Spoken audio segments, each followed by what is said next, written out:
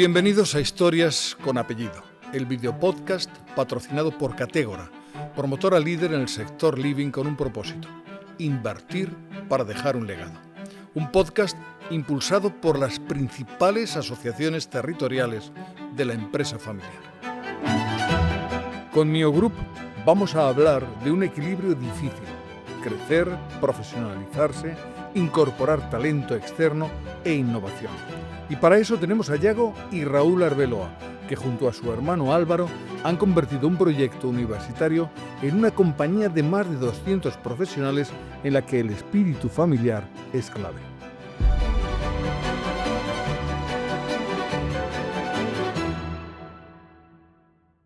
Yago y Raúl Arbeloa, ¿qué tal? ¿Cómo estáis? Muy bien, muchas gracias. Muy bien, gracias. Es un placer teneros aquí. Ya sabéis que en este podcast patrocinado por Categora, Grupo Inmobiliario, se trata de dar un repaso por distintas empresas familiares para conocer sus avatares, cómo funcionan, para saber cuáles son sus órganos de gobernanza, cómo gestionan la empresa, siempre para que seáis ejemplares para otras empresas que se están formando. Normalmente hablamos de empresas familiares, que es lo que se trata. Vosotros sois dos hermanos, Yago y Raúl. Falta un tercer hombre, ¿no? Que es Correcto. Álvaro. Es Álvaro. Álvaro Arbeloa, que juega al fútbol, pero que en estos momentos no está jugando. Quiero decir, no ha podido venir por otras razones, ¿no? Pues está entrenando, sí.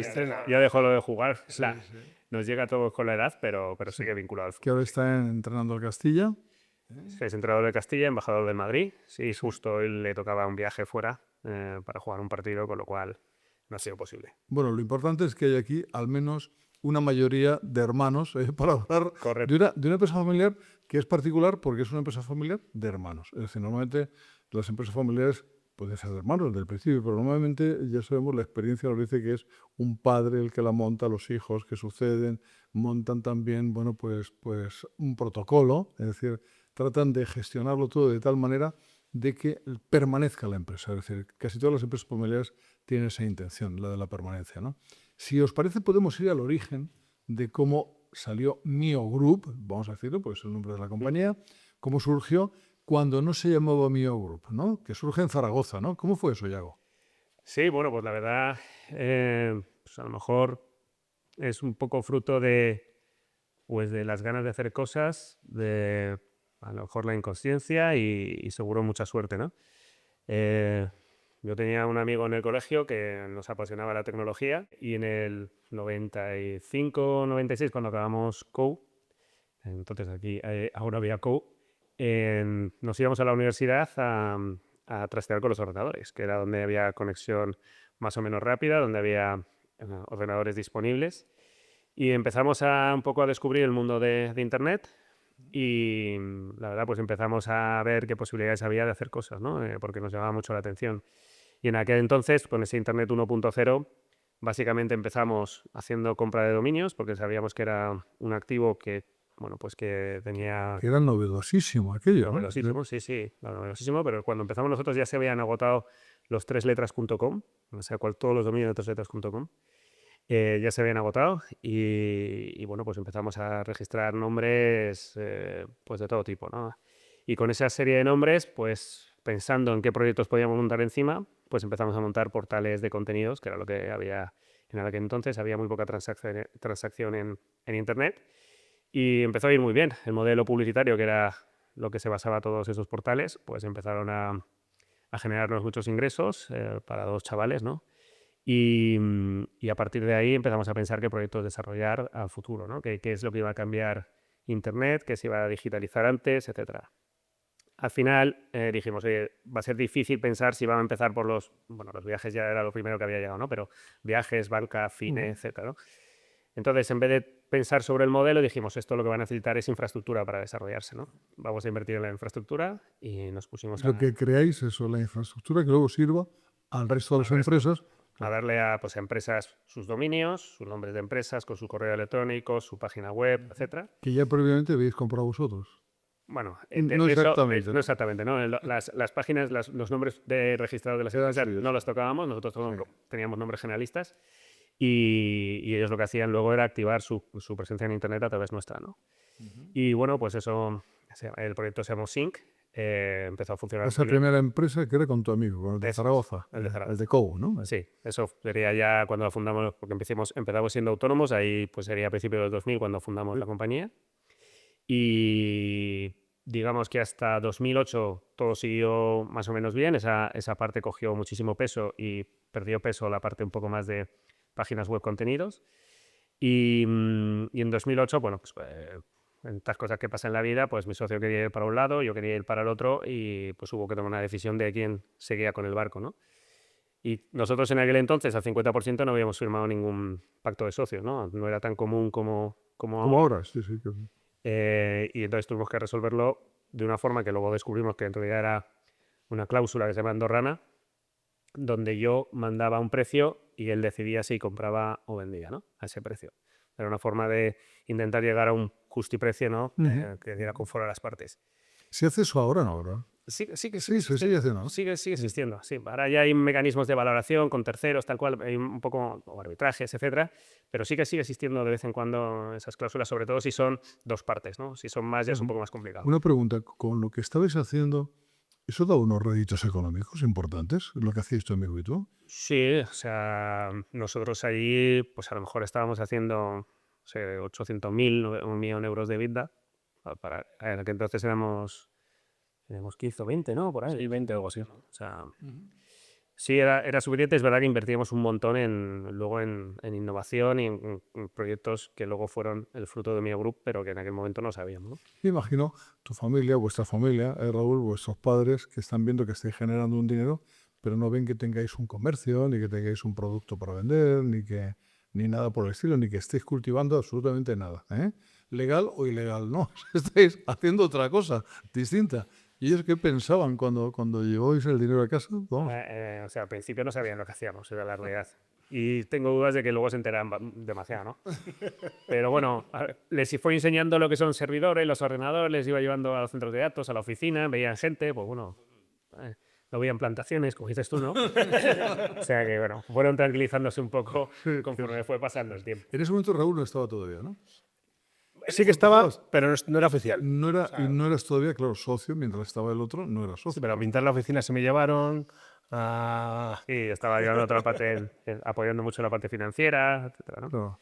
Sí, ahí sí que estaba presente, digamos, pero no de socio. Pero Bueno, luego eso cuéntanos, facilitó mucho claro. el siguiente paso. Cuéntanos a todos cuándo se produce el salto, de qué manera le ofreces el justiprecio. Bueno, te lo ofrece el activo, que es el director de él, te quedas con el 100% de la compañía en ese momento. Eso ¿Y es. cuándo entran tus hermanos a formar parte de En él? ese momento que compramos el 50%, ya nos juntamos los tres para comprarle el 50% a mi socio.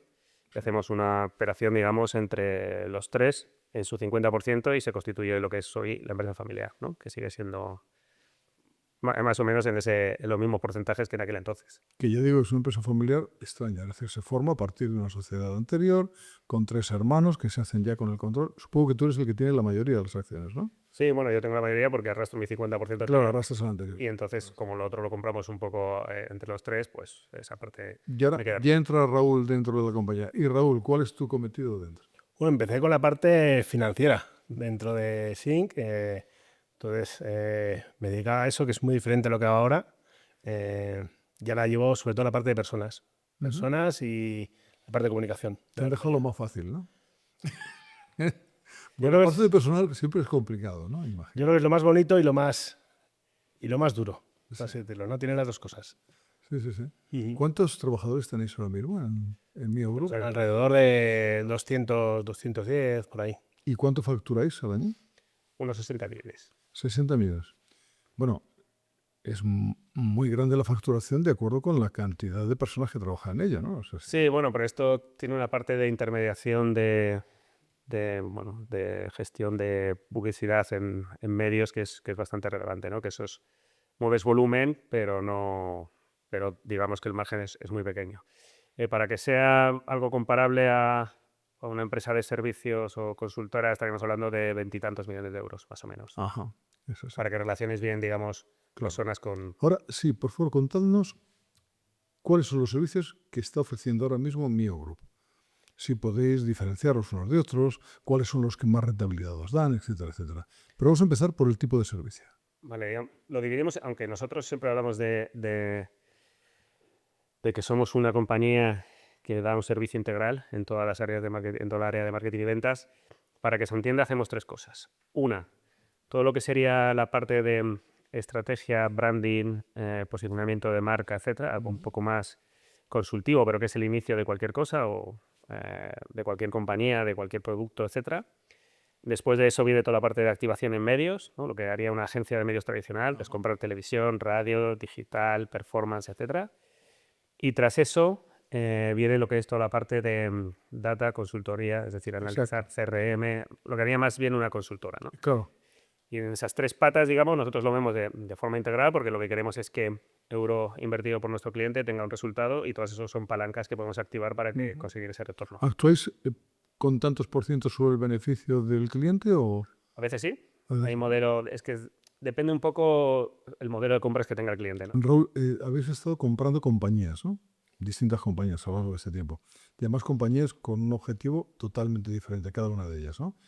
Lo normal cuando hay una empresa familiar es que esa empresa familiar tenga un objetivo, una forma de actuar, fabrican un producto determinado, pero no es algo tan extenso, ¿no? Y además sirviendo a tantos clientes. ¿Se puede reconocer en una empresa como la vuestra el espíritu de empresa familiar? Sí. De hecho, la verdad es que en los últimos años hemos comprado varias compañías, no sé si han sido 4 o 5, ¿no? Esta última. Y hemos trabajado mucho lo que somos, ¿no? Poder transmitir lo que nos hace únicos. Y, hemos tenido un coach que conocimos precisamente en la empresa familiar, que es Inma, que nos ha ayudado mucho en este trayecto, ¿no? Y hemos trabajado mucho en nuestros principios rectores. Y son los principios rectores que el primero de todos es estás en tu casa. Entonces, cuando compramos una compañía, lo primero que tenemos o queremos, ¿no?, es que se sienta como en casa. No somos de coger la compañía y aquí se hace lo que nosotros queremos. Bueno, al revés, intentamos. Es lo que antes se llamaba ser tiburones, ¿no? En No, cambio y compra de compañía. Somos más orcas, si quieres decir, ¿no? Que vamos en familias, ¿no? Más que tiburones. Ese sí lo mejora, ¿eh? No, bueno. Pero quiero decir, nos gusta integrarnos y cuando viene una compañía viene con ideas frescas, viene con otra forma de hacer las cosas y lo que tratamos nosotros, como decimos, otros de nuestros principios rectores, que es agrandar el círculo, ¿no? Es coger lo mejor de cada uno, oye, pues, ¿qué hacen ellos mejor que nosotros? ¿Cómo podemos integrarlo? Al final lo que se trata es de eso, ¿no? De sentirse parte de algo. No, y además cuando compras una nueva compañía la gente dice, a ver qué viene ahora, quién son estos que vienen aquí, nos van a echar a todos o van a ser de otra forma. Pues intentamos que todo eso sea al revés. Decías que habéis recibido consejos de alguien, ¿no? Sí, de un coach. ¿Un coach? Sí, sí. Es decir, que en un cierto sentido tenéis liberado una parte en la que no tenéis que estar vosotros pensando sobre lo que hacer. No, lo pensamos mucho, pero pensamos con ella. Sí, pero ¿qué os ayuda? Es ella, ha dicho que sí. Sí, sí. ¿Sí? Y que, por ejemplo, ¿qué os aconseja por eso de mantener un cierto espíritu de empresa familiar en la compra de esas compañías y en la gestión de esas compañías? Bueno, pues lo primero que nos dijo, oye, tenéis muy claro lo que sois, ¿no? Cómo queréis ser o hacia dónde vais, pero esto tiene que quedar claro a todo el mundo, ¿no? Tenéis que poder transmitirlo, que es lo complejo, ¿no? Cuando se está en tantas compañías y para eso tienes que tener claro cómo contarlo. Entonces, trabajamos pues, toda la parte de principios rectores, trabajamos mucho entre los equipos para integrarlo, hicimos muchas sesiones entre equipos para cohesionarnos, ¿no? Y al final es un trabajo que luego ves al día a día, ¿no? Que al principio dices, pues, ¿esto en qué afecta al negocio, ¿no? Pero lo ves todos los días con la gente, cómo están conectados, cómo lo que hablan, ¿no? esos principios, cómo los tienen integrados dentro, y eso nos ayuda mucho. ¿Cómo es la formación de la compañía? ¿Quiénes son los accionistas? ¿Quiénes son los que mandáis? ¿Quiénes son los consejeros? ¿Quién es el consejero delegado, si es aparte o no? ¿Cómo se estructura una compañía de este tipo? Bueno, hay que contar un paso, ¿no? Que nosotros en 2011 desinvertimos de toda esa rama de hosting, entonces se la vendemos a un grupo muy grande, bueno, pues porque vemos que lo que en un momento era un océano azul se convierte en rojo y que hay una oportunidad para que, si desinvertimos ahí, poder construir en un entorno en el que creemos que sí que hay una oportunidad, que es en toda la parte de marketing. Empezamos en marketing digital porque nosotros somos tecnólogos y ahí teníamos mucho confort, pero con la idea al final de dar un servicio integral porque había mucha complejidad para los clientes que necesitaban muchos proveedores, ¿no? Eso es la historia corta. Y entonces, a partir de ahí, pues empezamos a invertir en comprar compañías especialistas para dar ese servicio a los clientes, que es lo que buscaban, ¿no? Algo, una solución integral, pero siempre con talento especialista en las distintas disciplinas.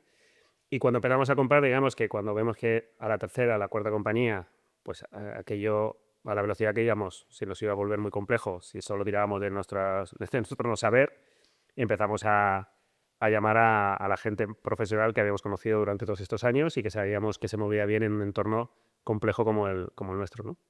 Y ahí empezamos a contratar profesionales a los que delegamos muchísima parte de nuestras funciones, ¿no? Y a partir de ahí, pues la empresa ha ido cada vez haciéndose más compleja, con lo que ha necesitado más mecanismos, ¿no? Pues desde salir a cotizar, ¿no? al mercado alternativo, que Con lo cual necesitáis especialistas en cotización en bolsa también. necesitamos pues, directores financieros con un equipo más amplio, necesitamos un consejo de administración, que hasta entonces teníamos consejo asesor, no de administración, pasamos a tener consejo de administración.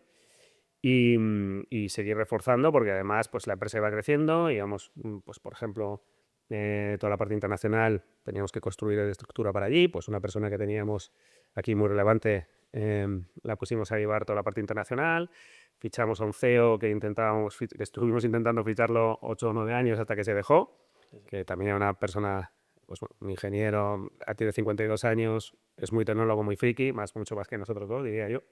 Y que la verdad nos ayuda a prácticamente todas las decisiones, el 90% de las decisiones las toma él en el día a día y digamos que nosotros estamos en el día que sí que son relevantes de cara a futuro, ¿no? Las de personas seguro y las de adquisiciones y sobre todo relaciones con clientes y posicionamiento en el mercado. Pero el resto, digamos, el día a día él tiene también un adjunto a dirección, o sea, digamos que el equipo está profesionalizado en tanto en cuanto en el comité de dirección el 70% son profesionales y no son de la familia. Pero que entiendo hay un consejo familiar, por un lado, que sois vosotros, y un consejo profesional, que es lo que lleva un poco las riendas de la compañía, ¿no? Más o menos así. Exacto, sí. En el consejo profesional solo estoy yo, nadie más de la familia. El resto es pues un profesional la persona esta que ahora está llevando todo internacional, que fue el antiguo CEO. Está un consejo dominical y 2 consejeros independientes. Ajá. ¿Habéis tenido el consejo de crear una especie de pacto de hermanos, por ejemplo? Muchas empresas lo tienen, ¿no? Sí, o sea, digamos que nosotros tenemos mucho que hacer ahí todavía. Un pacto de hermanos, un protocolo, o sea, son cosas que no nos hemos ocupado hasta ahora porque esto va muy rápido, ¿no? Claro. Y no estamos, y el día a día nos come. Es que la actualidad avanza de una manera que Y muchas veces imposible lo urgente se come lo Claro, importante, claro, ¿no? claro, sí, sí. Pero es verdad que si tenemos que pensar en el futuro, pues habrá que hacer un protocolo, habrá que hacer cosas que puedan permitir bueno, pues que la empresa a 20 años todos tengamos una imagen de cómo puede ser y quién puede formar parte de ello, ¿no? Porque yo creo que da confort no solo a los hermanos, sino también a los 13 que van después, Claro, Con los- que son los sobrinos ahora, ¿no? los sobrinos. Sobrinos e hijos, ¿no? De cada Hijos uno y de los sobrinos. últimos, ¿no? Así que, por supuesto, es una cosa que tenemos que ocuparnos porque será relevante. Ya sabes que hay una filosofía que es la filosofía de lo coyuntural, de lo inmediato, que tiene mucho que ver con estas cosas que están pasando. Es todo tan rápido que es imposible de controlar. Y una filosofía que es la filosofía de la eternidad, en algún sentido. Nada es eterno, ¿eh? Pero esa filosofía que te permite crear cosas con el impulso de que permanezcan en el tiempo, ¿no? Es decir, y las empresas familiares son un poco así, más de la parte de la eternidad que de la parte de la coyuntura. En vuestro caso, claro, tiene que jugar con las dos partes, ¿no? Sí, o sea, es que la eternidad va totalmente ligada a que seamos capaces de adaptarnos al instante en el que vivimos, ¿no? Entonces, yo creo que, por supuesto, pensamos en el largo plazo, pero sabiendo que lo que está ocurriendo en el corto plazo es súper importante para nosotros y no podemos dejar de adaptarnos. Y eso, pues bueno, exige disciplina y saber que vas a estresar la organización. ¿Hay algo de la gobernanza de otras empresas que os sirva como ejemplo?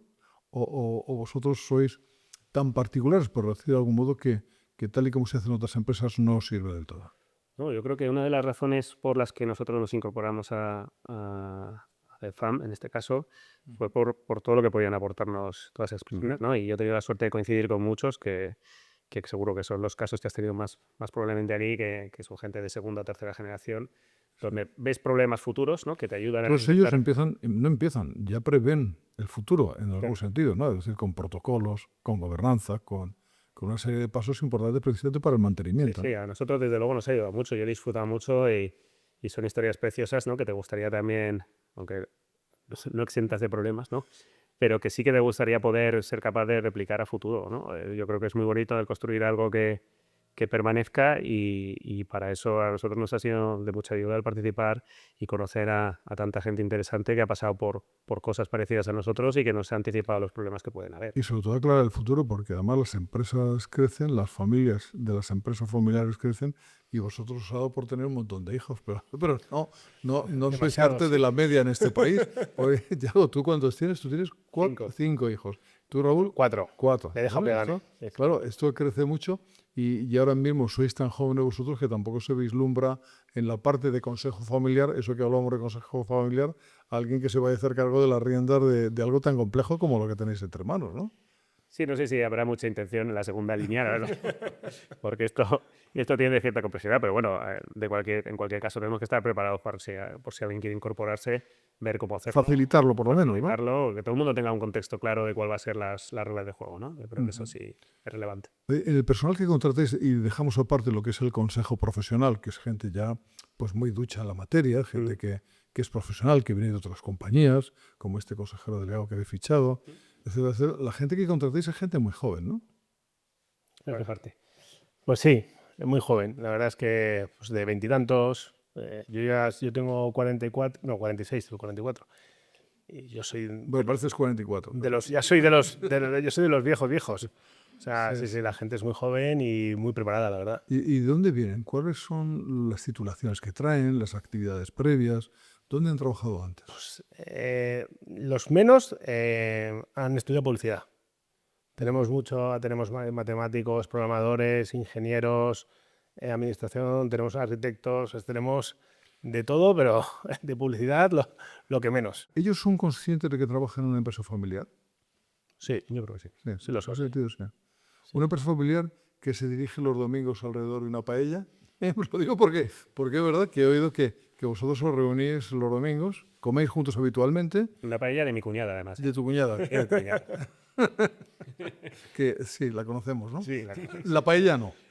no, cuando quieras. ¿Se toman ahí las decisiones importantes de la compañía? ¿O cómo se hace? ¿O si eso simplemente rompe barreras? No, ahí tratamos un poco más el día a día, ¿no? Desde luego, si tenemos que tomar una decisión importante, nos sentamos primero con las personas que están involucradas o que tienen más conocimiento o que nos pueden ayudar más a tomar la decisión, ¿no? Pero sí que es verdad que, y yo creo que esto sí que no es una cosa propia nuestra, ¿no? En las comidas familiares, la parte de la empresa ocupa un espacio relevante y solventas las cosas del día a día, ¿no? Oye, está pasando esto esta semana, este cliente se ha ido, vamos a por el otro, no sé qué. Bueno, pues mil cosas que pueden pasar, pero desde luego un tema estratégico de una compra de una compañía o un fichaje relevante de una persona no lo haces en una comida del domingo, ¿no? ¿Cómo os enfrentáis a una realidad tan cambiante como la actual? Porque está llena de incertidumbres en muchos sentidos, ¿no? Pues Ya veo que no es alrededor de la mesa de comer, ¿no? no, eso... ¿Es de otra manera? ¿Y os lleva mucha preocupación el ocuparos de todo esto?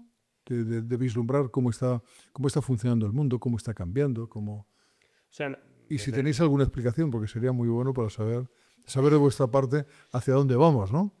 Pues yo creo es que una empresa puntera. vamos hacia terrenos desconocidos, ¿no? Y como tal hay que estar preparado para afrontar cualquier situación que venga. Nosotros no somos para nada la misma compañía que hace 2 años, no hacemos las cosas para nada parecidas y de hecho pues muchas de las personas que tenemos pues han cambiado porque los perfiles de antes no sirven para los de ahora, porque hay gente que ha podido cambiar incluso de departamento porque se ha tenido que adaptar a otra cosa, etcétera, ¿no? Yo creo que lo relevante es saber que te tienes que ocupar del cambio, que tienes que estar preparado para moverte muy rápido, que tienes que tener un camino para integrar esa innovación dentro de la compañía, tienes que tener un método. Yo me parece muy, muy relevante tener un método porque hacerlo improvisado no va a funcionar. Y luego ser muy consciente de que eso va a estresar la organización. O sea, los cambios y la incertidumbre estresan a la organización. Y eso está ocurriendo ya. Y eso está ocurriendo, eso es evidente. Por ejemplo, el peso de la inteligencia artificial es muy fuerte en los cambios que puede sufrir la compañía. Muy fuerte, sí, sí. Llevamos año y medio, 2 años y seguimos con un plan de ruta conforme, es que la tecnología nos marca lo que podemos hacer realmente y conforme la tecnología evoluciona, pues podemos ir haciendo más cosas. Que todo es al final poner herramientas en el talento para exponenciarlo. Esto no es sustitución de personas, ¿no? A lo bruto, sino al revés, ¿no? Enseñarles a las personas que pueden mejorar o pueden aportar su valor multiplicado por N veces gracias a que ponemos tecnología a su servicio. ¿Qué tipo de compañías son las que requieren vuestros servicios? Típicamente son compañías, como te decía antes, ¿no? Nosotros creo que donde más valor aportamos es como agente transformador, ¿no? Como un agente de innovación que pueda aportar a lo largo de toda la cadena de valor de marketing y ventas. Entonces eso implica que las compañías tengan cierto tamaño para poder aportar en varios servicios, ¿no? Pues típicamente son medianas y grandes corporaciones en las que actuamos a lo mejor al principio en una parte de esa cadena de valor y lo que vamos haciendo luego es ir cubriendo otras distintas para generar sinergias. Porque al final el problema, digamos, a día de hoy, sobre todo con la parte de inteligencia artificial, es que todo el mundo tiene una obligación o un plan transformador que ha hecho una gran consultora y viene del consejo de administración y que tiene que integrar en su departamento, ¿no? Pero hacer eso y bajarlo a algo tangible, primero da miedo y segundo no sabes cómo hacerlo, ¿no? No era como antes que tenías un plan de transformación digital donde ya estás acostumbrado a integrar eso. ¿Creéis que serían necesarios controles de este tipo? Controles de contenidos en algún sentido, porque realmente hay una actualidad, una realidad bastante engañosa en muchos sentidos también, ¿no? Sí, pero yo lo que no quiero, no concibo, no me gustaría es que los controles mataran la innovación, ¿no? O sea, y hablo de la innovación ya hablando en Europa. O sea, creo que evidentemente el control para proteger a personas y tal es necesario, la información de personas, etcétera, pero tenemos que saber que no podemos jugar con reglas muy distintas al resto del mundo. O sea, no sé, pues podemos hablar de agricultura en Europa y la agricultura que nos viene de fuera, ¿no? Poner reglas a un vertical, a un comercio distintas en Europa que al mundo y de algo que pues es que tan global como la tecnología, nos va a dejar fuera de la película y eso no va a impedir que la gente tenga los mismos riesgos asumidos con otras tecnologías de fuera. Quizá los mayores temores de la gente que trabaja hoy en compañías, y en la vuestra también, lógicamente, es el de la pérdida de los puestos de trabajo. Quiero decir que la tecnología, lógicamente, no va a llevar a eso. La tecnología es como la materia, que ni crece ni se destruye, sino que se transforma, ¿no? En este caso, no. En este caso es bien diferente, ¿no? ¿Quieres hablar tú de la parte esta?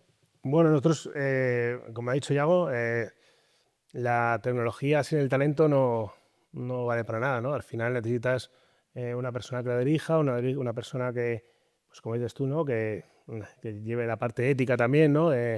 Necesitas la parte humana para que eso funcione. La tecnología como tal es una herramienta que potencia al talento. Nosotros lo tenemos clarísimo. Y lo que antes pues una persona, un creativo, tardaba meses en hacerlo, te lo hace en horas.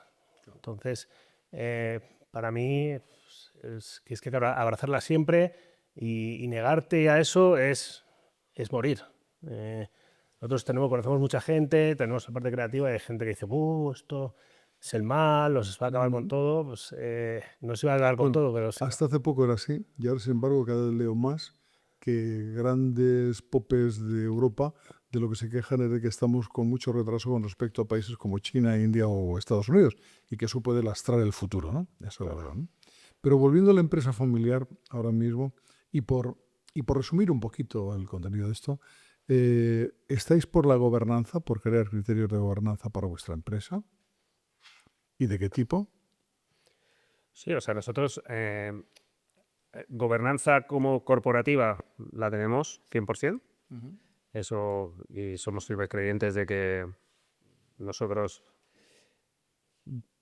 tenemos que tener una visión que yo creo que es muy importante que sea compartida por todas las partes, pero creo que ese sí que es nuestro rol. Creo que además es lo que se espera de nosotros, ¿no?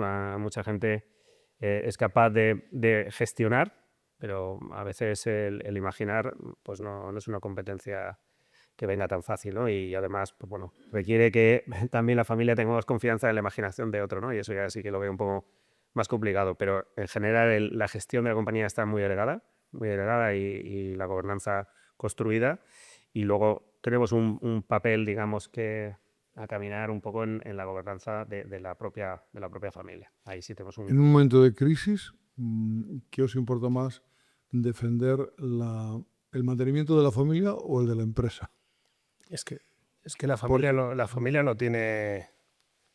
Hay familias que sufren por la empresa. La nuestra no. Sufren su cohesión, ¿no? O sea, quiero decir, no creo que nunca temamos, ¿no? por romper la parte familiar. Eso lo tenemos clarísimo. Entonces, en momentos de crisis, es que la familia a lo mejor está más unida que nunca. O sea, no creo que... Yo no temo por romper la familia en ningún caso porque vaya mal la compañía o vaya bien. O sea, no entra en nuestra cabeza, bueno, creo que hablo por todos, ¿no? O sea, es confianza absoluta y tú lo primero que quieres es a tu familia y luego va el resto. Lo tenemos clarísimo. Si hay una crisis, pues seguramente si hay una crisis desaparece mucho antes la empresa que nosotros. Vamos. Y ahora la pregunta de Cateura, la pregunta final, y es: ¿cuál es el legado de Mio Group como empresa familiar? Pues yo, mira, te diría el haber creado un modelo de innovación desde la familia. Creo que eso es una cosa que puede proseguir y puede perdurar en el tiempo, y que es, al final, que eso sea consistente es lo que nos va a dar las garantías de estar aquí dentro de 50, 100 años, ¿no? La compañía. Nosotros ya está un poco más complicado. ¿Quieres añadir algo, Raúl, o basta? No, nosotros, lo que dice él, de lo que empezamos siendo a lo que somos ahora es totalmente distinto. Lo único que permanece igual somos, bueno, igual, los mismos, ¿no? Pero el modelo de lo que empezamos a hacer no tiene nada que ver con lo que es ahora, y estoy seguro que dentro de 5 años no haremos lo que hacemos hoy. Todo por la innovación, ¿no? Todo por la innovación. Pues muchísimas gracias, ha sido un placer. Un placer, muchísimas gracias. Muchas gracias. Nada, Gracias. Hoy, con Mio Group, cerramos otra mirada poderosa al desafío de hacer crecer una empresa sin perder el alma familiar. Lo que nació como un proyecto universitario de Yago Arbeloa ha evolucionado 20 años después en un grupo de más de 200 profesionales, gestionado por 3 hermanos y apoyado por un consejo y un CEO externos. Un modelo que combina ambición y profesionalización con una apuesta clara por el marketing y la consultoría 360, pero también con retos muy actuales: integrar talento sin diluir la cultura, gestionar la ética de la inteligencia artificial y mantener la cohesión familiar en un entorno cada vez más complejo.